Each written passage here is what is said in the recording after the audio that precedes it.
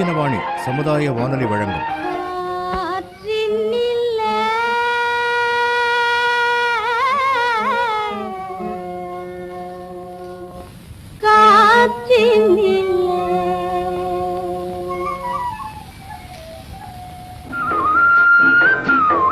காற்றில் மிதந்து வரும் கணிதம்.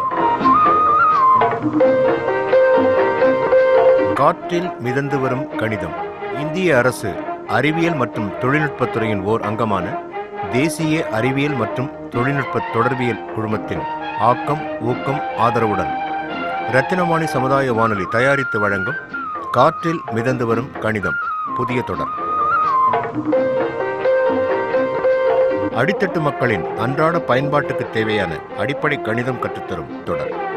காற்றில் மிதந்து வரும் கணிதம். 1 2 3 4 5 6 7 8 காற்றில் மிதந்து வரும் கணிதம் தொடரின் இனி வரும் பகுதிகளில் வீடு மற்றும் தொழில் நிர்வாகங்களில் பணம் சேமிப்பது, வரவு கணக்கில் மிச்சமாகும் பணத்தின் மூலம் லாபம் அடைந்து பயன்பெறுவது போன்றவற்றில் கணிதம் சார்ந்த வங்கிகளின் பங்களிப்பு மற்றும் மக்கள் பெறும் பயன் பற்றி அறியவிருக்கிறோம்.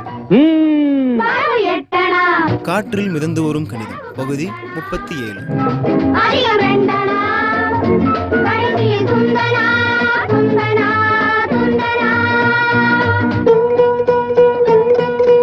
சிறு தொழிலாளர்கள் மற்றும் சராசரி மக்கள் வங்கியின் முறைகளில் கணிதம் சார்ந்து அடையும் பயன் குறித்து முன்குறிப்பு.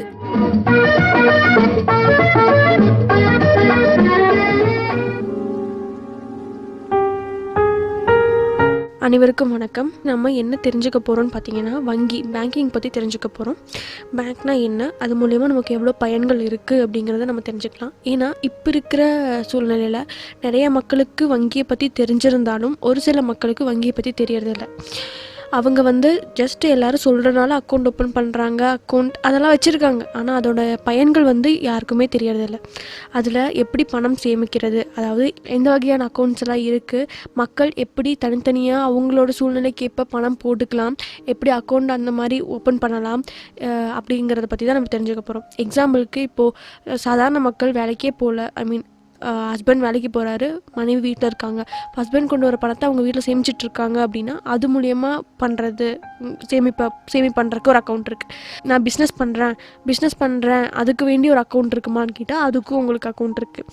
இப்போ எனக்கு பிஸ்னஸ் பண்ணுறதுக்கு பணமே இல்லைங்க, நான் எப்படி பிஸ்னஸ் பண்ண முடியும், நான் பிஸ்னஸ் பண்ணுறதுக்கு ஏதாவது ஒரு பணம் வேணும் அப்படின்னா அதுக்கு லோன் இருக்குது. அதே மாதிரி உங்களுக்கு வீடு கட்டுறதுக்கு லோன் இருக்குது, வண்டி வாங்குறதுக்கு லோன் இருக்குது. இப்போ பணம் போட்டு அந்த மூலயமா உங்களுக்கு இன்ட்ரெஸ்ட் வரும்னா அதுக்கு உங்களுக்கு தனியாக ஒரு செக்ஷன் டெபாசிட்னு இருக்குது. அதுக்கப்புறம் உங்களுக்கு மாதமாக கிடைக்கிற பணத்தை போடுறதுக்கு உங்களுக்கு தனியாக டெபாசிட் இருக்குது. அதே மாதிரி இன்சூரன்ஸ் இருக்குது. இன்சூரன்ஸ் எப்படின்னு பார்த்தீங்கன்னா உங்களுக்கு ஆக்சிடென்ட் கவரேஜ் ஆக்சிடென்ட் இன்சூரன்ஸ் இருக்குது. அது இல்லை ஹெல்த் இன்சூரன்ஸ் போகணும், எனக்கு ஏதாவது வியாதி வந்துருச்சுன்னா அதை சரி பார்க்கறதுக்கு அந்த சமயத்தில் என்கிட்ட பணம் இல்லாமல் போகலாம், அதுக்காக நான் சேர்த்து வைக்கிறேன் அப்படிங்கிறதுக்காக அதுக்காக உங்களுக்கு இன்சூரன்ஸ் இருக்குது.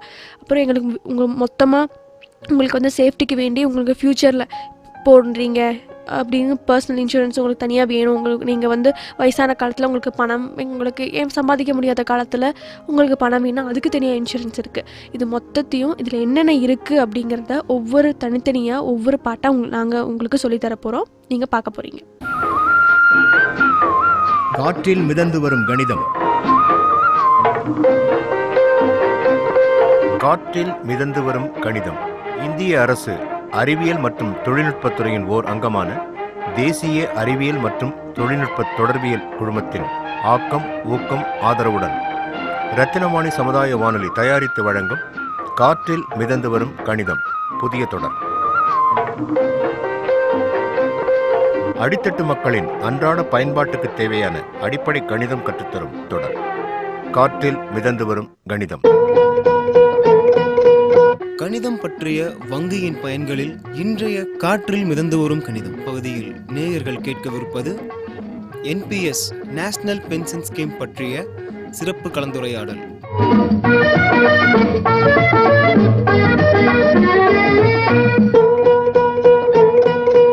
கலந்துரையாடலில் கலந்து கொள்பவர்கள் வங்கி ஊழியர் கௌதம் மற்றும் தன்யா அவர்கள்.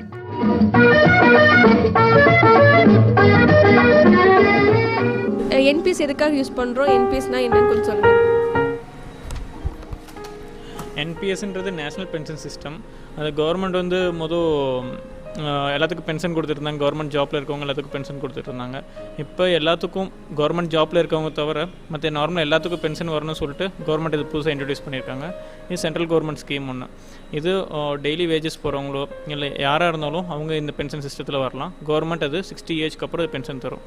இதுக்கு வேறு எந்த கண்டிஷனும் இல்லை. எல்லாத்துக்கும் பென்ஷன் வரணும் அந்த ஒரு குறிக்கோளுக்காக கவர்மெண்ட் இது ஓப்பன் பண்ணியிருக்கு. இப்போ எனக்கு வந்து வயசு 50ஆகுதுன்னு வைங்க, 60 வருஷம் 10 வருஷம் தான் சர்வீஸ் இருக்குது, நான் ஒரு ப்ரைவேட் கம்பெனியில் ஒர்க் பண்ணுறேன் அப்படின்னா நான் வந்து என்பிஎஸ் வந்து எப்படி ஓப்பன் பண்ணுறது, அதுக்கப்புறம் உள்ள இதை சொல்லுங்கள். என்பிஎஸ் வந்து யார் வேணால் ஓப்பன் பண்ணிக்கலாம். ஏஜ் லிமிட் வந்து 18 to 60 வரைக்கும். உங்களுக்கு 59 வயசானாலும் நீங்கள் ஓப்பன் பண்ணிக்கலாம். உங்களுக்கு ஒரு வருஷம் நீங்கள் கான்ட்ரிபியூட் பண்ணிவிட்டு திரும்பி 60 வயசுக்கு அப்புறம் உங்களுக்கு மந்த்லி உங்களுக்கு வர ஆகிடும். இதோட பெஸ்ட்டு எப்போனா இயர்லியாக நீங்கள் கட்ட ஆரம்பிச்சிட்டிங்கன்னா, இப்போ ஏஜ் கம்மியாக இருக்குது, அப்போ 18 19 அந்த மாதிரி ஆரம்பிச்சிட்டோம்னா உங்களுக்கு பெனிஃபிட்ஸ் நிறைய கிடைக்கும். இது 59 அந்த மாதிரி நான் பண்ணுறேன், மந்த்லி 1000 கட்டுறேன் அப்படின்னா எனக்கு 60 இயர்ஸ்க்கு அப்புறம் எனக்கு 1000 கூட வராது, எனக்கு 100 200 தான் வரும். ஏன் 100 200 லைஃப் லாங் அது வரப்போகுது. நீங்கள் 1 இயரில் 12,000 தான் கான்ட்ரிபியூட் பண்ணியிருப்பீங்க.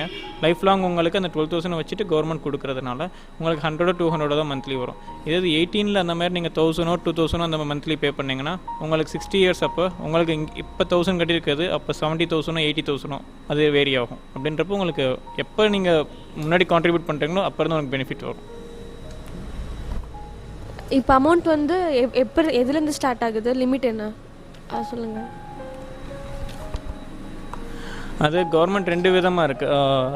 என்பிஎஸ் Tier 1 Tier 2 அந்த இது ஒன்று வரும். அப்புறம் இன்னொன்று வந்து எல்லாத்துக்கும் பெனிஃபிட் வரணும்னு சொல்லிட்டு ஒரு ஸ்கீம். அது மினிமம் 100 ரூபி இருந்தால் போதும். மந்த்லி 100, இயர்லி வந்து 1000 கட்டியிருக்கணும். மேக்ஸிமம் எவ்வளோ வேணால் கட்டலாம் நம்மளுக்கு. அதுக்கு நார்மல் ஸ்கீம் இருக்குது. இப்போ 100 ரூபி கட்டுறதுக்கும் வேறு எதுக்கும் என்ன டிஃப்ரென்ஸ்னால், 100 ரூபி கட்டுறதுக்கு நம்மளுக்கு இயர்லி ஒன்ஸ் தான் ஸ்டேட்மெண்ட் வரும். மொபைலில் மெசேஜ் எதுவும் வராது, நெட் பேங்கிங் எதுவும் பண்ண முடியாது.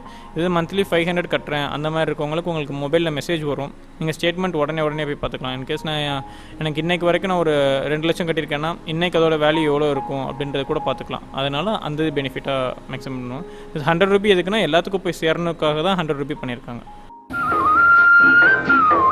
காற்றில் மிதந்து வரும் கணிதம்.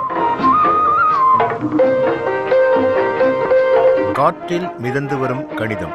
இந்திய அரசு அறிவியல் மற்றும் தொழில்நுட்பத்துறையின் ஓர் அங்கமான தேசிய அறிவியல் மற்றும் தொழில்நுட்ப தொடர்பியல் குழுமத்தின் ஆக்கம் ஊக்கம் ஆதரவுடன் ரத்தினவாணி சமுதாய வானொலி தயாரித்து வழங்கும் காற்றில் மிதந்து வரும் கணிதம் புதிய தொடர். அடித்தட்டு மக்களின் அன்றாட பயன்பாட்டுக்கு தேவையான அடிப்படை கணிதம் கற்றுத்தரும் தொடர் காற்றில் மிதந்து வரும் கணிதம்.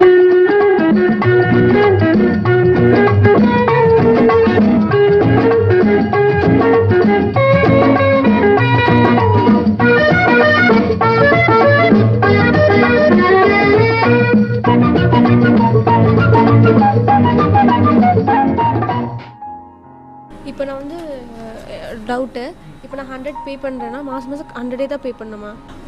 100 ரூபி அதான் ரெண்டு ஸ்கீம் இருக்குது. கவர்மெண்ட் வந்து எல்லாத்துக்கும் வரணும்னு சொல்லிட்டு மினிமம் 100 ரூபி அந்த ஒன்று வச்சுருக்காங்க. அதில் என்னென்னா மேக்ஸிமம் லிமிட் இருக்குது, சீலிங் லிமிட். இயர்லி 12,000 தாண்டக்கூடாது. அது ஒன்று. இப்போ நார்மலாக இன்னொன்று 500 கட்டி இயர்லி, அதோட என்னென்னா இயர்லி மினிமம் 600 கட்டணும், மேக்ஸிமம் எவ்வளோ வேணால் கட்டிக்கலாம். அந்த 2 இது இருக்குது. ஒன்று மினிமம் மேக்ஸிமம் 12,000 வரைக்கும் ஒன்று கட்டலாம், இன்னொன்று மேக்ஸிமம் எவ்வளோ வேணால் கட்டிக்கலாம். 2 ஸ்கீம் இருக்குது. 12,000 தான் கட்ட முடியுமா? இயர்லி மேக்ஸிமம் 12,000 தான் கட்ட முடியுமா? அந்த 2 ஸ்கீம் இருக்குது. ஒன்று 100 ரூபி கட்டணும்னா அதில் மேக்ஸிமம் 12,000 தான் கட்ட முடியும். 500 ரூபி கட்டி ஆரம்பிச்சோன்னா அதில் எவ்வளோ வேணால் கட்டிக்கலாம். மேக்ஸிமம் 100 ரூபி கட்டி ஒரு அந்த ஸ்கீமில் ஓப்பன் பண்ணிங்கன்னா உங்களுக்கு மேக்ஸிமம் லிமிட்டட் 12,000 வரைக்கும் தான். அதில் நீங்கள் மந்த்லி என்னால் 10,000 அந்த மாதிரி போகிறோன்னா அக்செப்டட் இல்லை. அது ஏன்னா டெய்லி வேஜஸ்க்காக அந்த மாதிரி ஓப்பன் பண்ணது. இதே நீங்கள் 500 கட்டி ஓப்பன் பண்ணுறேன்றப்ப அது நார்மல் யூசர்ஸ்க்கு எல்லாத்துக்கும் யூஸ் பண்ணிக்கலாம். அப்படின்றப்ப உங்களுக்கு மேக்ஸிமம் லிமிட் எதுவுமே இல்லை. சரி, இப்போது அதுக்கு நாமினி வைக்கிறதுனா எவ்வளோ பேர் வைக்கலாம், எந்த மாதிரி வைக்கலாம்? இப்போது என் நான் வந்து 20ல் ஓப்பன் பண்ணுறேன்னா என் குழந்தைக்கு 3 வயசு தான் ஆகுதுன்னா அப்படி வச்சுக்கலாமா, இல்லை அதுக்கு ஏஜ் லிமிட் இருக்கான்னு சொல்லுங்கள். அது நாமினி 3 பேர் வச்சுக்கலாம். அது நம்ம பர்சன்டேஜ் வச்சுக்கலாம். இப்போ எனக்கு ஒரு 25 ஆகுது, எனக்கு என்ன கல்யாணம் ஆகல, அப்பா அம்மா இருக்காங்கன்னா அப்பாவுக்கு ஒரு 50%, அம்மாவுக்கு ஒரு 50%. இப்போ எனக்கு கல்யாணம் ஆகிடுச்சு, குழந்தை ஒய்ஃப் இருக்காங்கன்னா ஒய்ஃபுக்கு, குழந்தைக்கு, அம்மாவுக்கு 3 பேர் அந்த மாதிரி வச்சுக்கலாம். உங்களுக்கு அது பர்சன்டேஜ் கூட பிரித்து கொடுத்துக்கலாம். அப்பப்போ நாமினி சேஞ்ச் பண்ணிக்கலாம். அது இதில் போய் பண்ணிக்கலாம், வெப்சைட்டில் போய் பண்ணிக்கலாம். இப்போ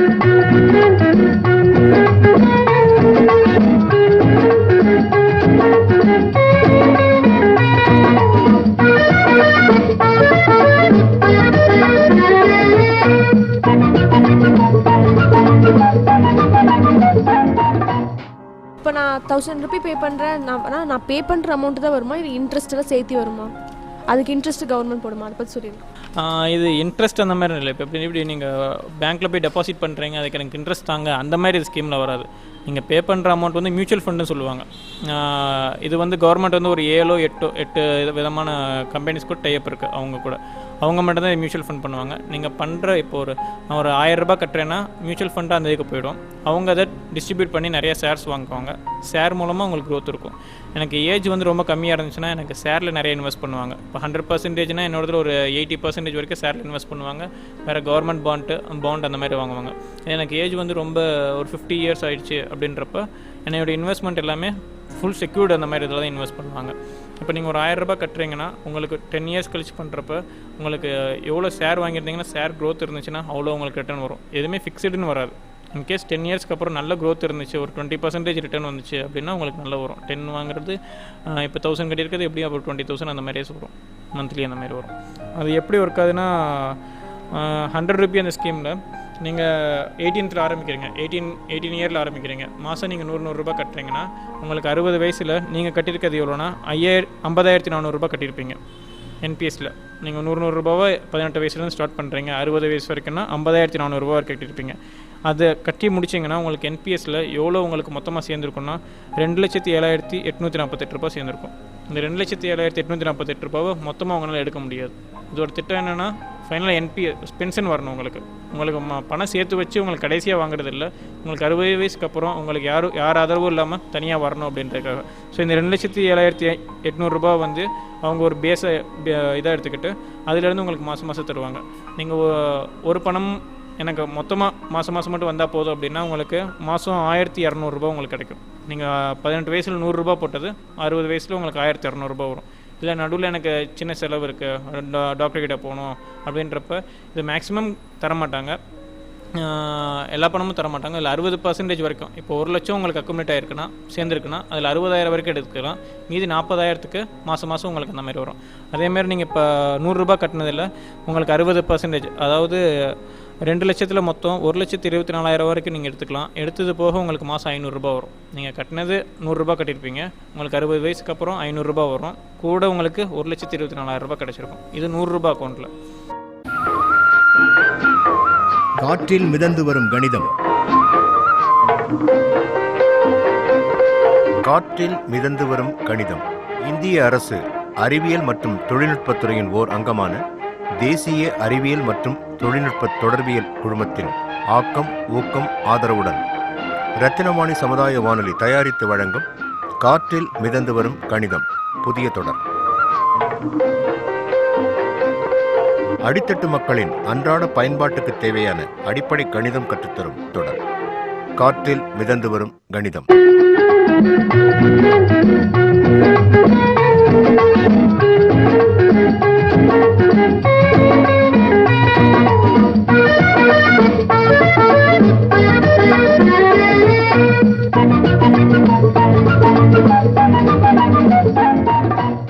இது 500 ரூபான்றப்ப மந்த்லி 500 கட்டுற மாதிரி இருக்குது.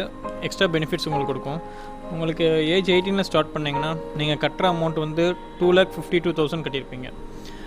அதில் என்பிஎஸ் உங்களுக்கு அக்குமுலேட் ஆகிருக்குது 11,15,912. இது வந்து ரஃப்பான ஃபிகர் தான். நீங்கள் 2 லட்சம் கட்டினது உங்களுக்கு 11 லட்சம் வருது. இதுவே நீங்கள் ஹையஸ்ட்டுன்னு நினைப்பீங்க, பட் இதை விட உங்களுக்கு நிறைய வரும். ஏன்னா லாஸ்ட் 20 இயர்ஸாக பார்க்குறப்ப மியூச்சுவல் ஃபண்ட்ஸ் ரிட்டர்ன் எல்லாமே 20% இந்த மாதிரி ரிட்டர்ன் வந்துட்டுருக்கும்.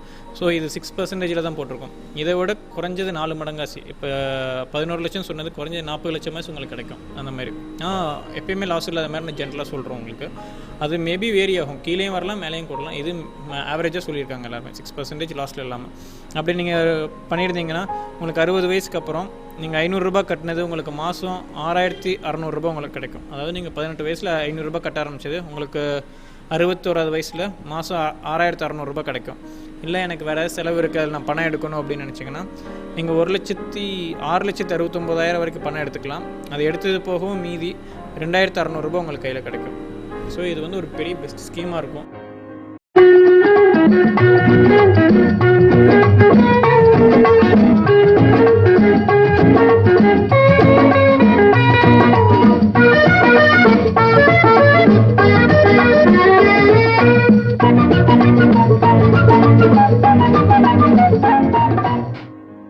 இப்போது நான் ஒரு 20 இயர்ஸ் போட்டேன், எனக்கு இனி சர்வீஸ் 10 வருஷம் இருக்குது. அப்படிங்கும்போது நான் இடையில இறந்துட்டேன் அப்படின்னா, டெத் ஆகிட்டேன் அப்படின்னா, அந்த பணம் எப்படி நான் நாமினிக்கு போயிடுமா, இல்லை ஃபுல் பணமும் நாமினிக்கு போயிடுமா, இல்லை அந்த மாதிரி நான் பே பண்ணது மட்டும் போகும், இன்ட்ரெஸ்ட் போகாது, அந்த மாதிரி ஏதாவது? இதுக்கு தான் அந்த 500 ரூபாய் ஸ்கீமில் என்ன இருக்குன்னா, உங்களுக்கு நெட் பேங்கிங் எல்லாமே நெட் பேங்கிங் மாதிரி கொடுத்துருவாங்க. நீங்கள் அந்த சைட்டில் போய் உங்களுக்கு நம்பர் எல்லாமே கொடுத்துருவாங்க. அதில் கட்டியிருந்தீங்கன்னா, இன்கேஸ் நான் இன்றைக்கி ஒரு 1 லட்சம் வரைக்கும் கட்டியிருக்கேன்னா, 1 லட்சம் வரைக்கும் என்னால் எவ்வளோ இன்றைக்கி நான் திடீர்னு எடுக்கணும்னாலும் எவ்வளோ வரும்ன்றது தெரிஞ்சிருக்கும். இன்கேஸ் நான் லாஸ்ட்டில் எனக்கு ஒரு 10 வருஷம் இருக்குது அதுக்குள்ளே இறந்துட்டேன்னா, அது வரைக்கும் நீங்கள் பணம் கட்டினது எவ்வளோ அக்குமுலேட் ஆகிருக்கோ, ஷேரில் இன்வெஸ்ட் பண்ணி அந்த தேதி வரைக்கும் எவ்வளோ ஷேரில் வந்திருக்கோ அது எல்லாமே வரும். ப்ராஃபிட்டாக இருந்தால் ப்ராஃபிட் வரும், லாஸ்ட்டில் இருந்தால் லாஸ்ட்டில் வரும்.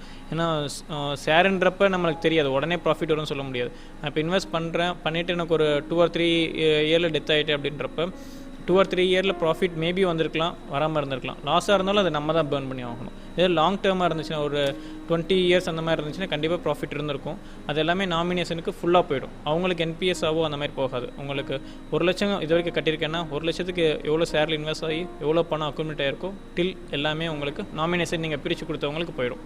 அது கவர்மெண்ட்லேருந்து நீங்கள் வாங்கிக்கலாம்.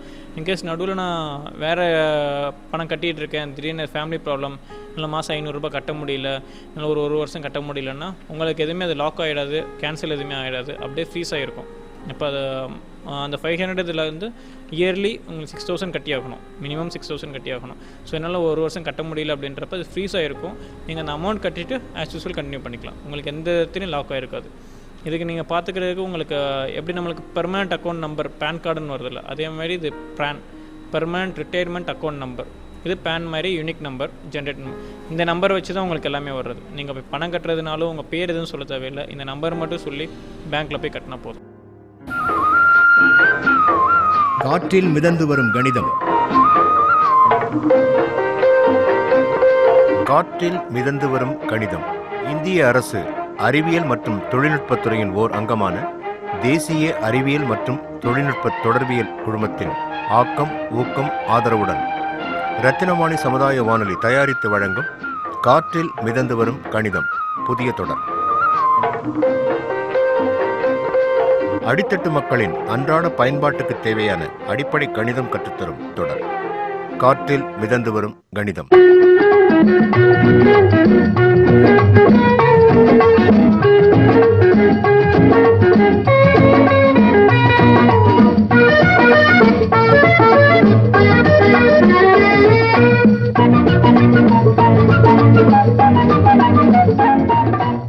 இதுக்கு எப்படி அப்ளை பண்ணுறது?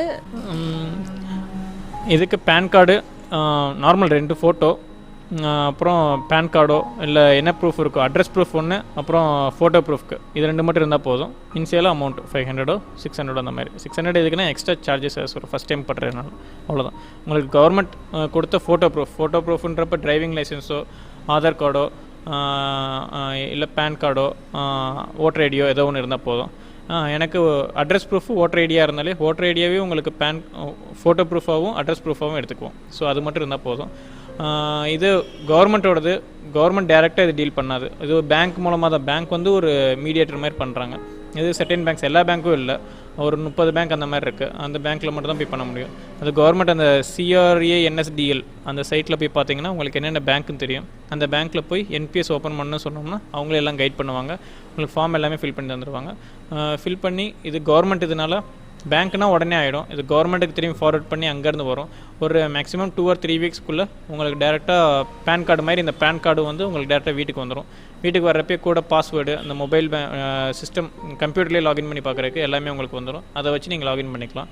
ஒன்ஸ் நீங்கள் அந்த கார்டு ரிசீவ் பண்ணக்கப்புறம் நீங்கள் அந்த கார்டு எடுத்துகிட்டு போய் சொன்ன ஒரு 30 பேங்க் அந்த மாதிரி இருக்கும், அவங்க அந்த பேங்க்கில் போய் இந்த நம்பர் மட்டும் கொடுத்து பணம் கட்டுறது கட்டிக்கலாம். இந்த பேங்க் அப்படின்னு எதுவுமே இல்லை, அவங்க கொடுத்துருக்க எந்த பேங்க் இல்லைனாலும் இதை போய் பண்ணிக்கலாம். NPS நேஷனல் பென்ஷன் ஸ்கீம் பற்றிய சிறப்பு கலந்துரையாடல். கலந்துரையாடியவர்கள் வங்கி ஊழியர் கௌதம் மற்றும் தன்யா அவர்கள்.